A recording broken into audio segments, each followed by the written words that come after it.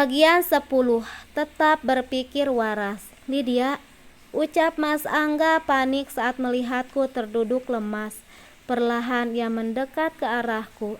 Kepalaku seketika pun terasa berdenyut hebat, sementara dadaku begitu terasa sesak, bagai godam yang tiba-tiba datang menghimpit.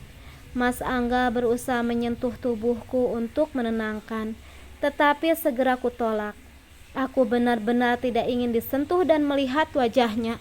Lydia, kamu baik-baik saja? Tanyanya terlihat khawatir.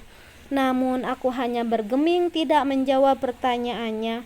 Dadaku benar-benar terasa begitu sesak menerima semua ini. Sayang, Mas minta maaf. Mas hilap, ucap Mas Angga kemudian terdengar penuh sesal. Tetapi aku tidak percaya, tentu saja itu hanya akal-akalannya agar aku memaafkannya. Tolong maafin Mas. Mas benar-benar hilap, sesalnya lagi, sembari mengusap matanya. Namun aku tetap bergeming, aku yakin itu adalah air mata buaya. Dasar lelaki buaya. Enak saja dia bilang hilap dan sampai menikah. Hilap katamu Mas? Tanyaku emosi, lalu mendecih geram. Sekarang pergilah Mas, lakukan sesuka hatimu apa yang ingin kamu lakukan bersama gundikmu. Aku sudah tidak peduli, tegasku. Perasaan percaya dan cinta yang begitu besar terhadap Mas Angga seketika berubah menjadi kegeraman yang tidak bisa kutahan. Mas Angga menggeleng kuat saat mendengar ucapanku. Tidak Lydia, Mas tidak mau, Mas hanya mencintai kamu dan Dimas, tegasnya. Aku tertawa mendengar penuturannya. Apa Mas Anggaku sudah tidak waras? Bisa-bisanya dia bilang hanya mencintaiku dan Dimas. Lalu di mana akal sehatnya saat tengah bergelut dan bertukar peluh dengan wanita lain? Adakah kami dalam pikirannya? Adakah dia memikirkan betapa hancurnya aku? Pergilah Mas, ucapku pelan, namun penuh penekanan. Sekarang kamu tidak perlu lagi memikirkan aku dan Dimas. Lydia, Mas mohon maaf Mas. Beri Mas kesempatan sekali lagi. Mas janji akan memperbaiki semuanya, ucap Mas Angga terdengar sungguh-sungguh. Lalu bagaimana dengan Mona? Tanyaku memancingnya. Mas Angga nampak terdiam. Sudahlah Mas, pergilah, ucapku. Mas akan menceraikannya. Aku tersenyum getir mendengar kalimat yang keluar dari mulut Mas Angga. Tolong Lydia, berikan Mas kesempatan. Apa kamu gak kasihan sama Dimas kalau sampai kita harus berpisah? Ucap Mas Angga memelas. Harusnya kamu, Mas yang berpikir sebelum bertindak.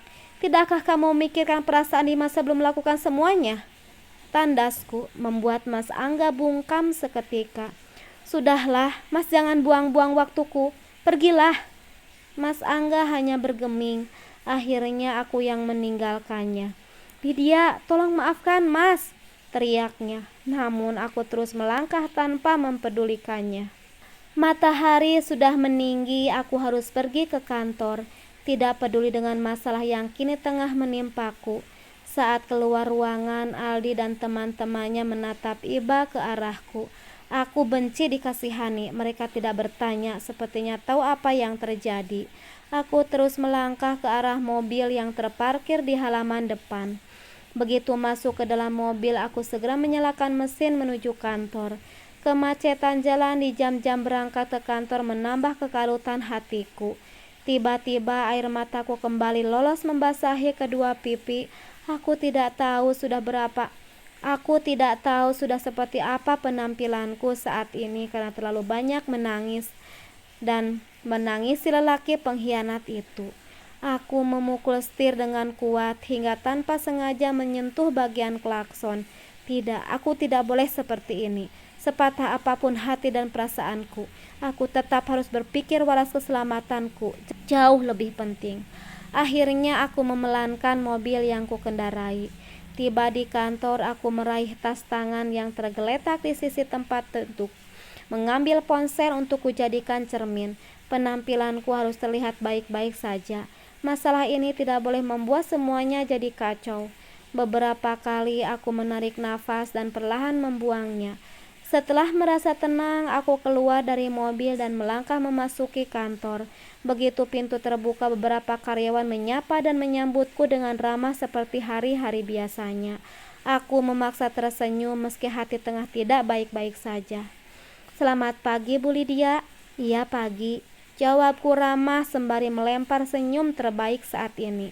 Aku terus melangkah menuju ruangan. Sebagai CEO, bukan hal mudah untuk bisa melalui masa-masa seperti saat ini. Namun, aku tetap harus profesional dalam bersikap dan bertindak. Tidak boleh mencampurkan urusan pekerjaan dan masalah rumah tangga. Aku tetap harus fokus melakukan pekerjaan dengan baik saat di kantor.